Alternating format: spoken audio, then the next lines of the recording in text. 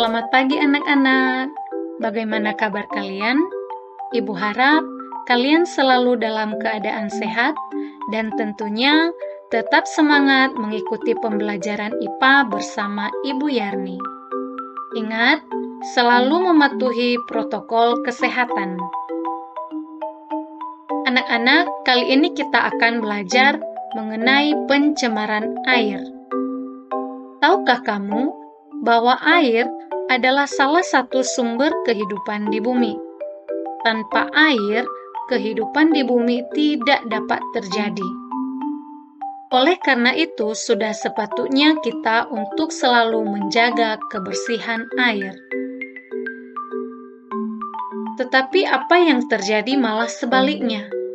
Banyak manusia membuang sampah di perairan, entah itu di sungai ataupun di laut, sehingga menyebabkan pencemaran air. Lalu siapakah yang akan dirugikan?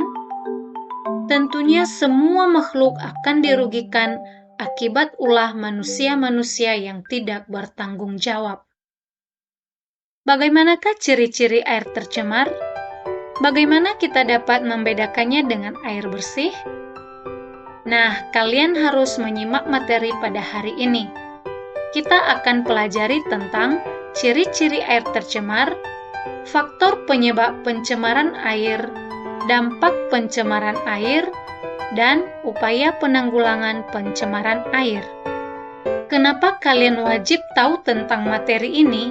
Karena setiap hari kita menggunakan air. Jadi, jangan sampai kamu menggunakan air tercemar.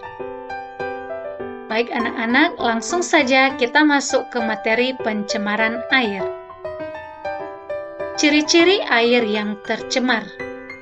Yang pertama, terjadi perubahan warna, bau, dan rasa. Bahan buangan industri ataupun degradasi bahan buangan oleh mikroba dalam air menyebabkan air menjadi berubah warna, berbau, dan berasa. Kedua, terjadi perubahan suhu.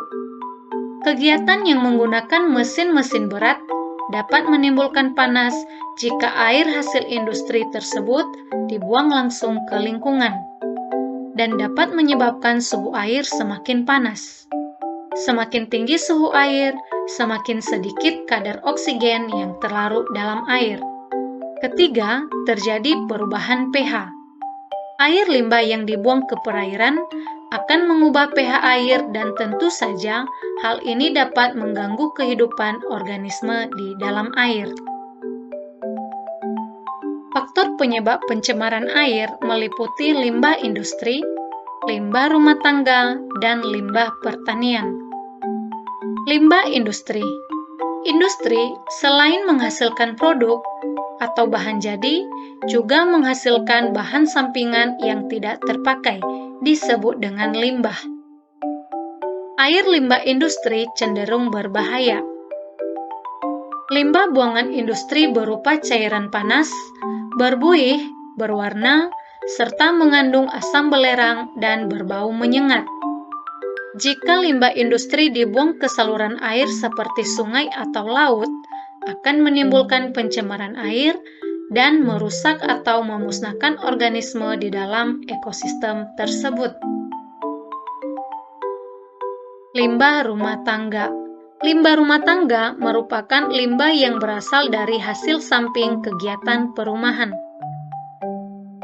seperti limbah rumah tangga, perkantoran, pasar, penginapan atau perhotelan, rumah makan, dan puing-puing bahan bangunan. Limbah rumah tangga dapat berasal dari bahan organik, anorganik, maupun bahan beracun dan berbahaya lainnya. Di perairan, sampah mengalami penguraian oleh mikroorganisme yang menyebabkan kandungan oksigen dalam perairan menurun. Akibatnya, merugikan kehidupan biota di dalamnya. Limbah pertanian. Sebenarnya limbah pertanian ini tidak berbahaya. Akan tetapi, penggunaan pestisida dan pupuk kimia dalam pertanian dapat menimbulkan dampak negatif pada keseimbangan ekosistem air. Pupuk yang tidak terserap oleh tumbuhan akan masuk ke perairan. Akibatnya terjadi blooming algae atau tumbuh suburnya ganggang di atas permukaan air. Akibatnya, proses fotosintesis tanaman fitoplankton menjadi terganggu dan kadar oksigen di dalam air menurun, sehingga merugikan makhluk hidup yang berada di dalamnya. Dampak pencemaran air. Terdapat beberapa dampak yang disebabkan oleh pencemaran air. 1. Penurunan kualitas lingkungan. Pembuangan limbah langsung ke perairan dapat menyebabkan perairan tersebut menjadi tercemar. Misalnya, pembuangan limbah organik langsung ke perairan dapat menyuburkan tanaman air, sehingga menghambat cahaya matahari masuk ke dalam air dan kadar oksigen di dalam air akan menurun. Akibatnya akan mengganggu keseimbangan ekosistem di dalam air. 2. Gangguan kesehatan. Tentu saja mengkonsumsi air yang sudah tercemar akan menimbulkan penyakit. Misalnya penyakit diare pada anak, penyakit hepatitis, penyakit kolera, disentri, tipus, dan lain sebagainya. 3. Pemekatan hayati. Limbah beracun yang dibuang ke perairan akan meresap ke dalam tubuh alga atau mikroorganisme lainnya. Selanjutnya, hewan-hewan kecil seperti zooplankton akan memakan alga tersebut, dan zooplankton akan dimakan oleh ikan-ikan kecil akan dimakan oleh ikan besar. Apabila ikan-ikan itu ditangkap oleh manusia, dan manusia mengkonsumsi ikan tersebut, maka racun tersebut juga akan ikut masuk ke dalam tubuh manusia. Seperti tragedi Minamata di Jepang, di mana para nelayan di Teluk Minamata mengkonsumsi ikan yang tercemar raksa. Akibatnya, banyak dari mereka mengalami kerusakan saraf dan 80 orang meninggal dunia akibat pencemaran tersebut. 4. Merusak pemandangan. Perhatikan gambar berikut. Pantai yang bebas dari sampah tentunya enak dipandang. Berbeda dengan gambar di sampingnya, pantai yang penuh dengan sampah tentunya tidak enak untuk dipandang. Upaya penanggulangan pencemaran air. 1. Pembuatan kolam stabilisasi. Dalam kolam stabilisasi, air limbah diolah secara alamiah untuk menetralisasi zat-zat pencemar sebelum air limbah dibuang ke sungai. 2. IPAL atau instalasi pengolahan air limbah. Pengolahan ini melalui 3 tahapan, yaitu primary treatment atau pengolahan pertama bertujuan untuk memisahkan zat-zat padat dan zat cair menggunakan filter dan bak sedimentasi. 2.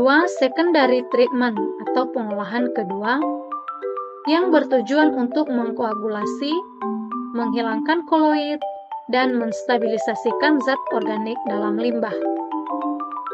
3.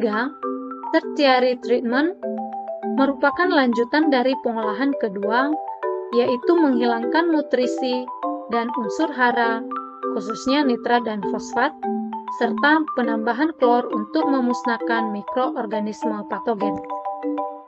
3. Pengelolaan ekskreta. Ekskreta banyak terkandung dalam air limbah rumah tangga. Ekskreta banyak mengandung bakteri patogen. Jika tidak diolah dengan baik, dapat menimbulkan berbagai penyakit. Pengelolaan ekskreta dapat dilakukan dengan menampung dan mengolahnya dalam jamban atau septic tank. Dalam mengelola limbah rumah tangga, sebaiknya menggunakan prinsip 4R. Recycle atau pendaur ulangan. Barang-barang yang sudah tidak layak pakai dapat didaur ulang kembali menjadi barang yang lebih bermanfaat atau dapat dijadikan kerajinan tangan. Reuse atau penggunaan ulang. Barang-barang yang sudah tidak layak pakai sebagaimana fungsinya dapat dimanfaatkan untuk fungsi yang lain. Reduce yaitu penghematan atau pengurangan. Misalnya ketika berbelanja, hendaknya membawa tas dari rumah untuk mengurangi penggunaan plastik. Dan terakhir, repair yang artinya pemeliharaan, misalnya membuang sampah pada tempatnya. Dari kegiatan pembelajaran hari ini dapat kita simpulkan bahwa pencemaran air tidak terlepas dari aktivitas manusia, dan akibatnya berdampak kepada semua makhluk. Oleh karena itu, mari bersama-sama mencegah terjadinya pencemaran air, yaitu dengan menjaga kebersihan air, dimulai dari lingkungan rumah, lingkungan sekolah, dan lingkungan masyarakat. Sekian pelajaran kita pada hari ini. Semoga kalian semua dapat memahami dengan baik. Terima kasih sudah menyimak, dan semoga bermanfaat. Sampai jumpa.